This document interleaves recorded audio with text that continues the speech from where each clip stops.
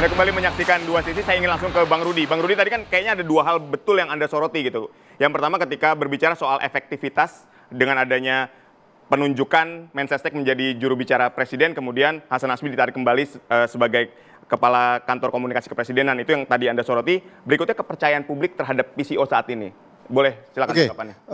Begini Mas, sebelum peristiwa rencana mundur saja, keberadaan PCO itu bagi publik itu tidak terlalu dipercaya dan tidak efektif. Ya. Indikatornya? Indikatornya tidak pernah ada news baru dari istana yang seolah-olah kita anggap itu adalah representasi dari suara dari presiden. Jadi kita tidak pernah melihat kedekatan seperti itu. Jadi tidak ada kohesivitas antara kantor PCO dengan istana, apalagi kantornya di luar istana gitu. Jadi kita tidak melihat efektivitas seperti itu. Nah, pada saat sekarang ini apalagi karena presiden sudah menunjuk juru bicara utama. Jadi kalau kita bicara publik sudah pasti yang kita percaya apa yang dikatakan oleh. Baik, tapi gini Bang Rudi, kan kita lihat ya, juru bicara PCO itu baik itu Kang Ujang, terus Mbak Adita, Mbak Lulu, Mas Uki, itu kan warawiri di media untuk menjelaskan soal program-program Pak Prabowo. Apa itu tidak menjadi bagian dari ini loh fungsinya PCO? Saya tidak melihat itu menjadi acuan publik ya. Justru kalau seperti itu sama aja dengan di media manapun kita bisa membaca sumber-sumber informasi seperti itu. Tapi yang justru yang kita inginkan dari juru bicara istana itu adalah suara yang merepresentasikan presiden. Nah, kalau dari Pak Prasetyo Hadi kita percaya itu. Karena dia melekat ya. Melekat. Kalau Pak Hasan Nasbi mohon maaf tidak ada kohesivitas antara dia dengan Pak Prabowo, kelihatannya begitu. Jadi nggak perlu lah. Apalagi stigmanya, mohon maaf nih, stigmanya dia adalah orangnya Pak Jokowi. Gitu. Jadi ini menjadi stigma yang di publik ya. Saya tidak mengetahui masalah itu ya. Itu terasa sekali. Jadi kalau bagaimana mau bicara efektif, kalau ada stigma seperti itu dan apalagi sekarang sudah ada juru bicara utama. Oke, Bang Freddy, artinya kalau kita lihat sekarang nih ya. Kalau secara kebatinan mungkin, secara kebatinan saja. Sebagaimana tadi sudah dilontarkan sedikit oleh Bang Rudi, sebagai seorang Prabowo Subianto, ya tentu dia akan lebih percaya untuk mengkampanyekan, mensosialisasikan itu ya kepada orangnya dia, namanya Prasetyo Hadi. Ya buat apa lagi Hasan Nasbi bertahan di PCO kalau rasanya kayaknya udah, kepercayaan itu rasanya udah hilang gitu, seakan-akan. Kata siapa? Faktanya Pak Prabowo masih minta mempertahankan gitu. Iya, Hasan Nasbi sebagai kepala PCO. Oke lah, mungkin ada hal-hal yang perlu diperbaiki. Misalnya bagaimana seperti kata Bang Rudi tadi, komunikasi antara kepala PCO dengan presiden sebaiknya bagaimana. Itu kan sudah pasti menjadi bahan evaluasi, ya, menjadi bahan evaluasi. Tapi aku tidak setuju kalau misalnya tadi Bang Rudi mengatakan tidak ada manfaatnya, ya. Faktanya ya, yang menjadi salah satu tugas PCO ini kan mendapat dukungan publik. Hari ini dukungan publik itu terhadap pemerintahan, terhadap Prabowo Subianto itu, presiden itu 80%. Itu secara sadar tidak sadar, itu menjadi tugas PCO. Saya tidak setuju.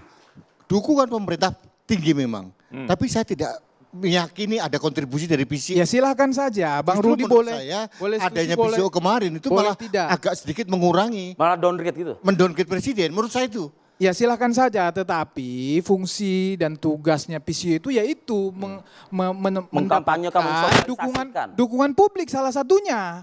Dan terjadi 80% itu berarti deliver tugasnya. Oke, hari ini atau kemarin itu seorang Hasan Nasbi ada mungkin ya miss di dalam melaksanakan tugasnya. Bukan berarti secara kepemimpinan di PCO, secara kepemimpinan di lembaga kantor kepresiden itu missnya itu bisa mendelegitimasi dia sebagai kepala PCO. Itu kan presiden yang mengangkat, presiden yang telah melakukan evaluasi itu. Dan setelah dievaluasi, koordinasi kemudian presiden memutuskan bahwa masih membutuhkan seorang Hasan Nasbi sebagai kepala Kira-kira PCO. presiden membutuhkan Hasan Nasbi untuk apa ya? Bicara ke depan ya. Karena kan sudah ada Prasetyo Hadi, sudah ada Juri Ardianto, sudah ada. Saya bilang tadi ini fungsinya lembaga ini banyak. ya, fungsinya banyak. Selain apa namanya, selain mendapat dukungan publik ya, diseminasi informasi, analisis isu. Ini yang semua berkaitan dengan kebijakan strategis dan program-program prioritas. Kalau ya menteri-menteri atau wakil menteri ya yang menjadi juru bicara itu tidak bisa fokus melakukan itu, tetapi terhadap isu-isu tertentu dia bisa memberikan informasi, melakukan komunikasi kepada publik. Baik. Tetapi untuk tugas secara keseluruhan, Saya minta Bang Rudi bantu Tapi berpikirnya ini, mungkin coba. begini ya. Ah. Kalau kita melihat ya secara real dan faktual 200 hari kepemerintahan Pak Prabowo, tugas-tugas yang disampaikan Pak Freddy tentang seharusnya tupoksi dari PCO seperti itu tidak dilakukan. Yang terjadi malah kita tidak pernah menganggap apa yang disampaikan oleh Pak Hasan Nasbi itu sebagai representasi suara benar dari istana gitu loh. Karena kita tidak melihat ada kohesivitas antara Pak Hasan Nasbi dengan Presiden, itu yang kita lihat publik, Pak. Gini loh Bang. Jadi jangan saya bilang tadi, jangan semata-mata hanya kelalaian, hanya slip of tongue yang dilakukan hanya itu saja. Bukan, saya Kemudian tidak melihat hanya sekedar blunder Gini loh, masalah. kita harus Bukan punya itu. parameter. Kan saya bilang tadi parameternya, faktanya hari ini 80% loh dukungan. Dan itu tugas utama PCO. Oke, Itu tugas Kenapa, utama Meru? PCO. Oke, Kenapa, Bang Emrus silakan. Boleh, silakan. 80%. Ah. Seolah-olah salah satu peran daripada PCO. kepala atau PCO. Nah, Anda punya Kan datanya seolah-olah. Bang? Dulu, saya mau jelaskan dulu. Bang, Tunggu bukan dulu, seolah-olah, Bang. Tunggu Itu dulu. tugasnya. Tunggu dulu. Memang tugas Selesai dulu. PCO. Jangan Oke. dipotong. Selesai. Oke, silakan. Nah, adakah suatu penelitian yang menunjukkan, saya peneliti, bahwa pengaruh Hasan Nasbi terhadap 80%? Jangan-jangan itu pengaruh daripada pidato dan kinerja Prabowo. Nah, jadi tidak boleh itu over generalization. Jadi langsung kita katakan, wah 80%. Harus ada pembelahan data. Apakah sejauh mana efek... Yang disampaikan Freddy tadi yang saya tangkap kalau nggak salah bagian dari 80% itu. Oleh karena itulah mau kita breakdown. Dalam suatu penelitian bisa kita pecah variabelnya kok. Jadi variabel Hasan Nasbi bagaimana mendorong daripada suksesnya atau opini. Tapi kalau langsung kita generalisasi bahwa peran itu adalah subjektivitas yang tak terukur. Kemudian saya mau komentarin lagi tentang Hasan Nasbi dikatakan slip of tongue. Menurut saya tidaklah.